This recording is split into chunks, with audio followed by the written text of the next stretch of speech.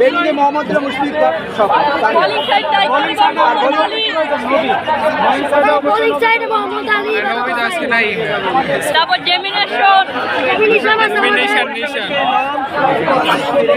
বরিশালের লঞ্চ আপনারা দেখতে পাচ্ছেন। এই লঞ্চে করে দর্শকরা বরিশালের ট্রফি নিয়ে যেতে চান।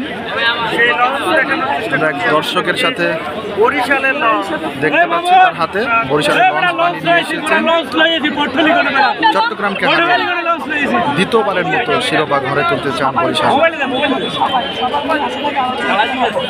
যেহেতু আমরা এর আগের বার আমরা চ্যাম্পিয়ন হয়েছি, আমরা আরো চাই